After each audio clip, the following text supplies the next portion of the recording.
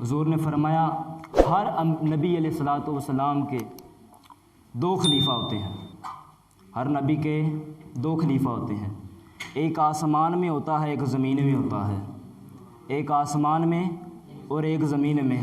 فرمایا ہر نبی کے 2 خلیفہ ہیں لیکن میرے 4 خلیفہ ہیں، میرے 4 خلیفہ ہیں، 2 آسمانوں میں ہیں اور 2 زمینوں میں ہیں۔ وہ الگ بات ہے کہ ہم 4 یاروں کا نام لیتے ہیں، لیکن حضور نے جن کو باقاعدہ کہا نا، فرمایا 2 آسمان میں خلیفہ ہیں اور 2 زمین میں خلیفہ ہیں۔ 2 آسمان میں کون سے خلیفہ ہیں؟ حضرت جبرائیل علیہ الصلوۃ والسلام اور حضرت میکائیل علیہ الصلوۃ والسلام۔ اور جو 2 زمین میں خلیفہ ہیں وہ ان میں سے ایک پہلے نمبر پر حضرت ابوبکر صدیق اور دوسرے پر حضرت عمر فاروق رضی اللہ تعالیٰ۔ اب ذرا توجہ کرنی ہے اس بات کی طرف،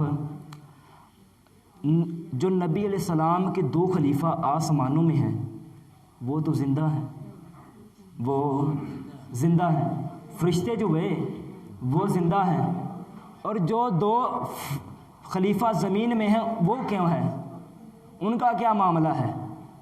تو پھر حضرت عمر فاروق رضی اللہ تعالیٰ عنہ، آپ تو شہید ہیں، اور قرآن کہتا ہے لا تقولوا لمن يقتل في سبيل الله اموات بل احياء ولكن لا تشعرون۔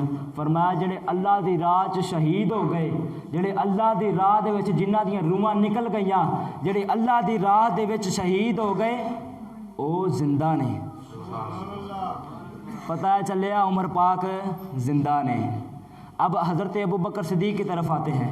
حضرت ابوبکر صدیق رضی اللہ تعالیٰ عنہ، علماء بھی ماشاءاللہ تشریف فرما ہے۔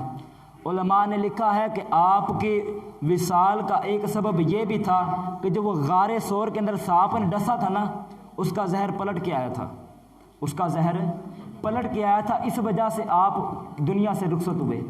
اور اس اعتبار سے دیکھا جائے تو آپ بھی شہید، لگتا سمجھ کوئی نہیں آئی۔ اب میں تفصیل سمجھاتا ہوں۔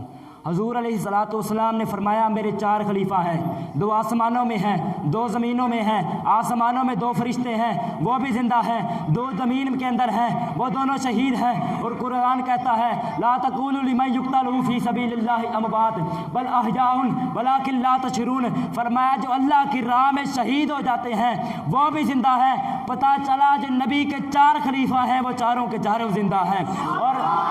اور جناب والا جس نبی کے 4 خلیفہ ہیں وہ چاروں کے زندہ ہیں، تو بتاؤ اس نبی کا کیا مقام ہوگا، اس نبی کا کیا مقام ہوگا۔